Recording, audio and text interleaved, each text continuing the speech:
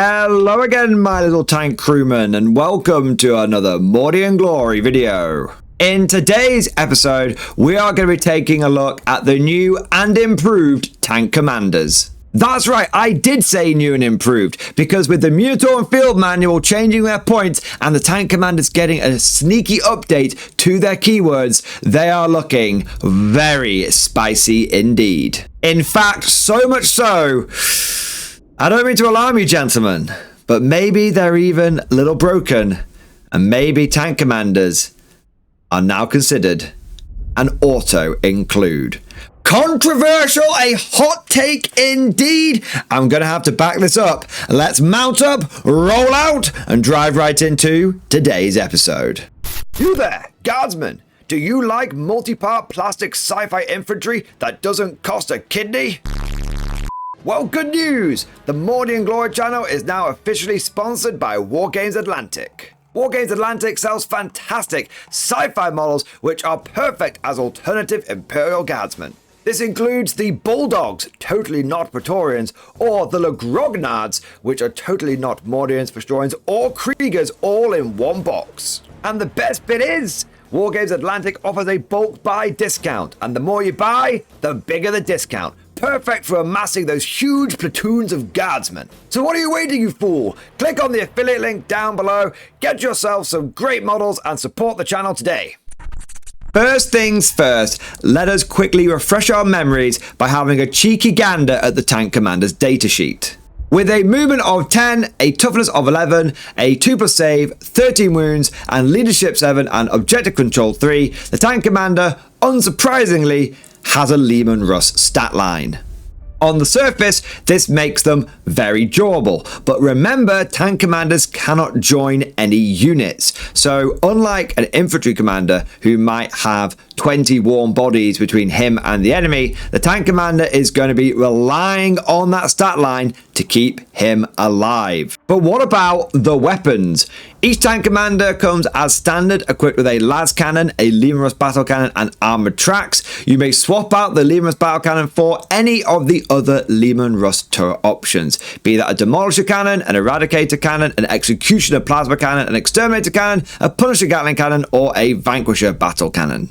Out of all of these options, you are almost always going to go for the Demolisher Battle Cannon. The simple reason being, it is possibly the most powerful option, and you don't save any points for taking one of the weaker options like the Punisher Gatling Cannon. If you're going to be spending top dollar for this guy, because he has access to the best weapons, you might as well take the best weapons. This also extends to the accoutrement, the other weapons that he can take. So you can swap the las cannon out for heavy bolter or heavy flamer.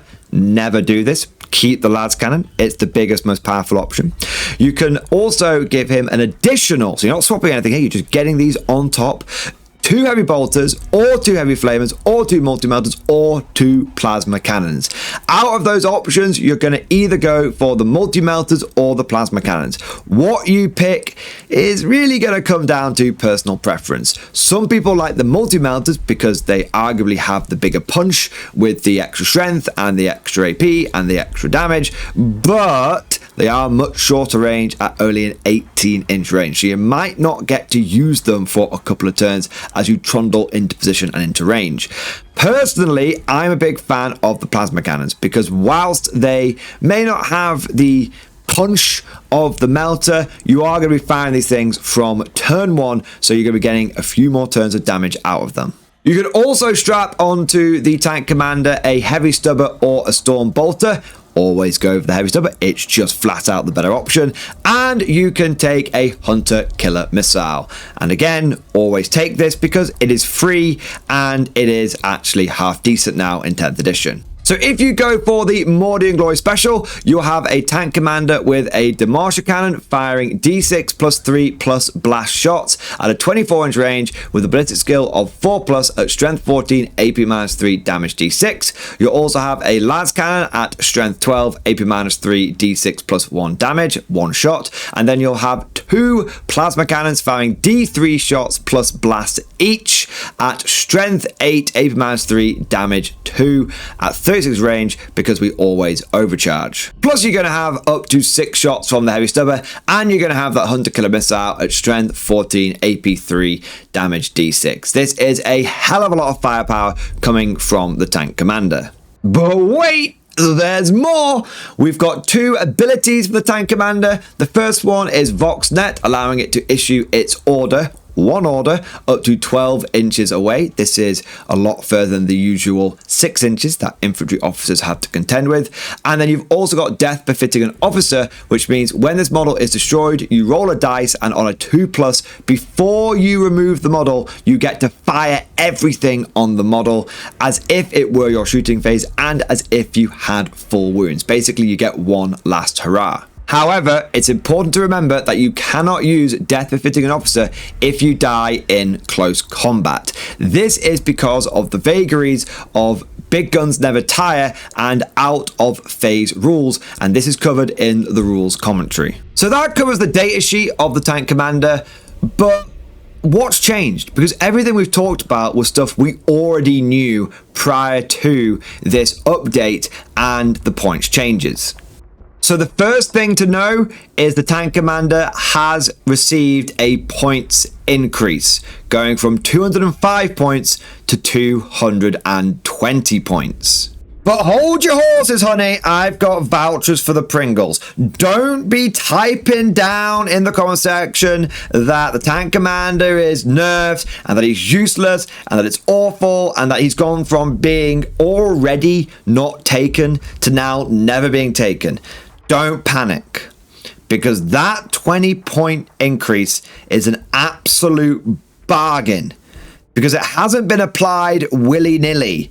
Oh, no siree. Welly Wellington, wouldn't you take a look at that?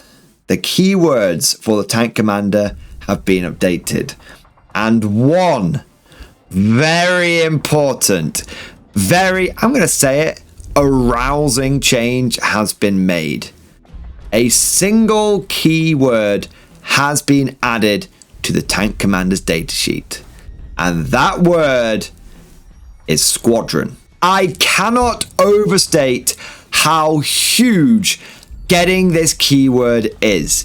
This solves all of the problems with the tank commander. This makes the tank commander an auto include. You will now see 3 tank commanders in every goddamn Imperial Guard list. They just went from being one of our least liked units to one of our best in the blink of an eye. But why am I making such a big deal out of this keyword? Surely it's just a word, Mordian Glory. Okay, let me explain. Firstly, and this isn't even the best part, but it is very, very strong. It now means the tank commander benefits from born soldiers. That's right, your tank commander now has got lethal hits. And remember that this isn't lethal hits if you stay still. No, Born Soldiers got updated in the last balanced data slate. This is lethal hits when you shoot your tank commander against any enemy, vehicle, or monster. For those of you that don't know, lethal hits means that anytime you roll a 6 to hit, you get an automatic wound. You don't have to roll to wound. This is a really big damage boost, and when you bear in mind that all of the guns the tank commander is equipped with, demolisher cannons, plasma cannons or multi-melters, las cannons, you're not just auto wounding with a bunch of heavy bolters like you would with chimeras, you're auto wounding with some of our biggest, most punchy weapons we've got. If you're new to the game and you think that fishing for 6s doesn't seem like a reliable strategy, in some ways you are right, but any veteran guard player will tell you that the moment that you get lethal hits on a unit, especially on guard units with all the guns that we have, it is a really, really big deal. One of the things that has seen a recent surge in guard performance on the competitive meta is the update to our lethal hits, is the update to our Born Soldiers. And one of the units that didn't have it was tank commanders. And even without it, they were still performing okay. The Demolisher cannons were powerful enough that they were often getting the job done. But now that they've got it, it just feels so good. But okay, I think you guys get the impression. I've been wanking off these lethal hits enough. Let's get to the hot tamale. Let's get to the golden nugget.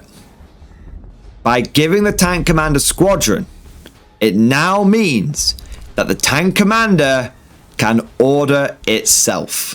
This is something it could not do before.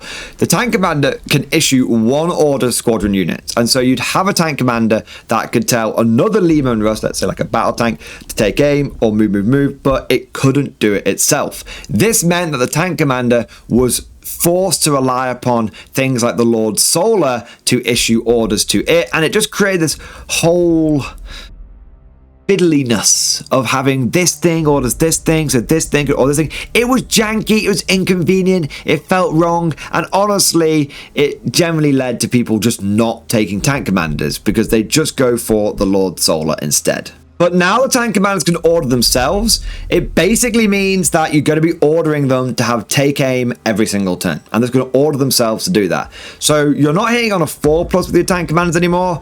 You're hitting on a 3+ every single turn, and that is another big damage boost. We've got damage boost from the squadron giving us lethal hits. Now we've got damage boost because we're hitting on 3s. But wait a second. This combos with Death Befitting an Officer. Go and check your order's rules. An order is applied to a unit in your command phase. It is then in effect until your next command phase. This means that when your tank commander shoots normally, it has in its turn, it will be hitting on a 3+ with the take aim order.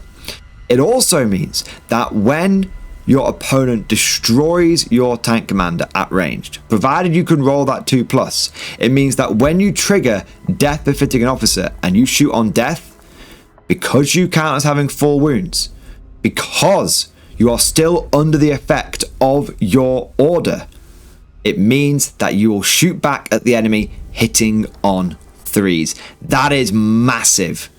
That is such a headache for your opponent to deal with. That is such a mind job, because now they have to consider that if they shoot at your Demolisher, that it is going to shoot back at them and take a lot of their army with it. And remember this, unlike so many other abilities, Death Befitting an Officer does not state that you have to shoot at the unit that killed you.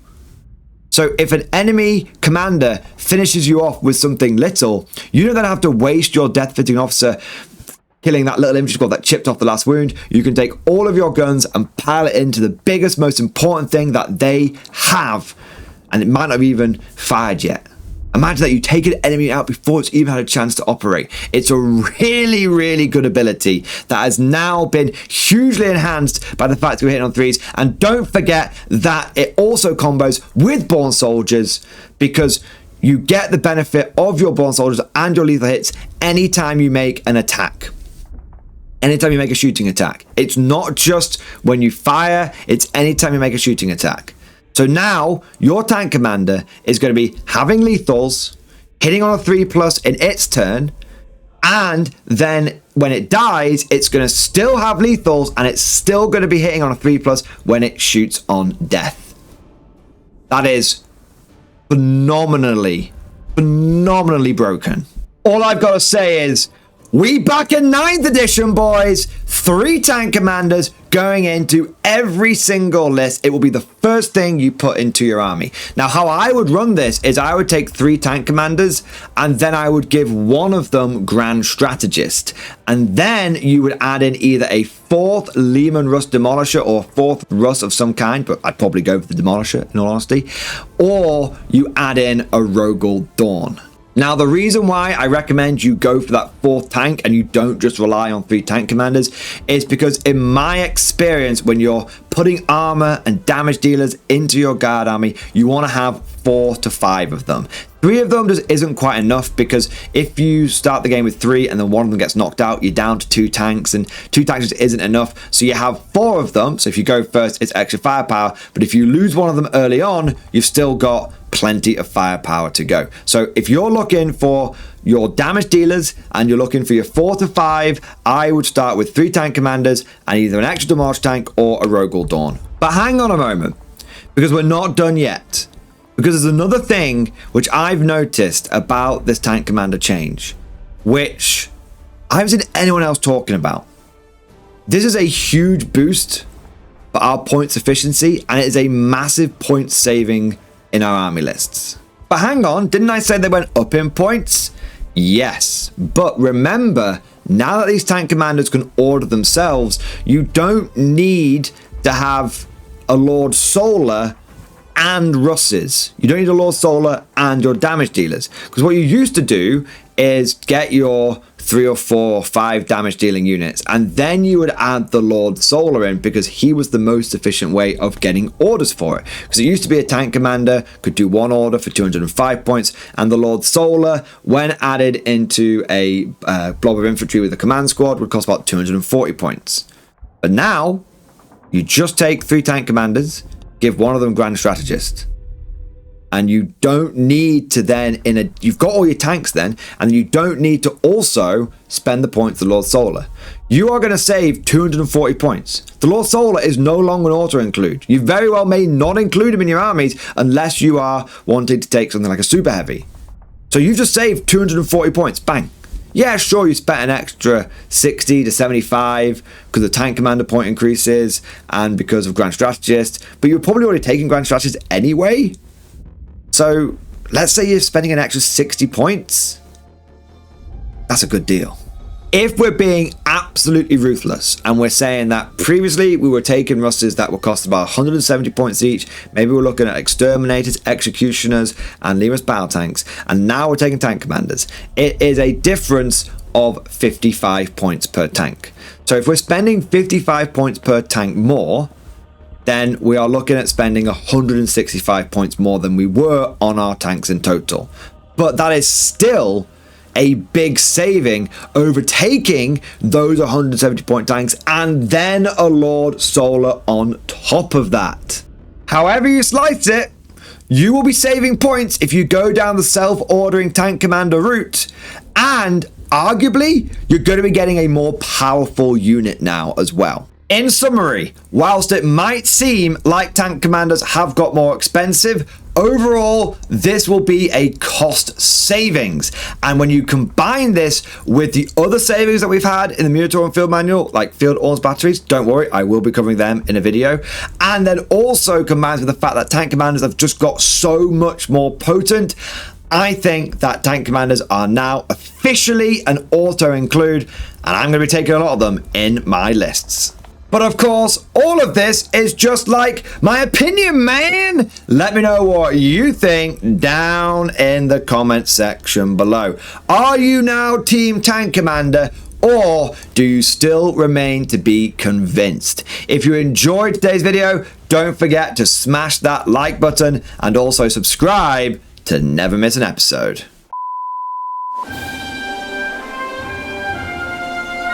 Would you like to know more? If so, then please consider becoming a channel member or patron. By supporting the channel, not only will you be doing your part, but you'll also be helping me create more content for your viewing pleasure and unlocking a whole host of perks. You get everything from a badge next to your name, custom emojis, but the big one is access to the Mordian Glory Discord server, an online community with almost 2,500 active members. It's always popping off in the MG Discord. We've got channels for army lists, hobbying, tactics, stories, and even a pretty spicy meme section as well. For all you greenhorns that wanted to see the Mordian glory hole, today is your lucky day.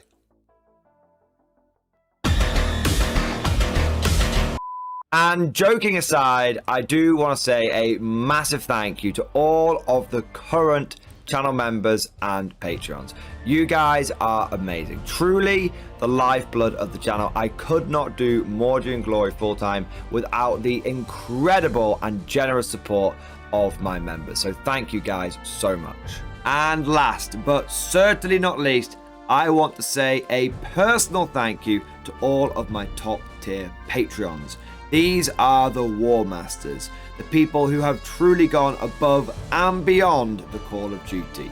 So a heartfelt thank you to Alex Dengal, Bon Vert, Lord Pryor, Mark Panconi, RJ Scorpion, Swordfish Trombone, Try Again Bragg, John Stubbs, Nick Walsh, Diesel Fox, and August Barney.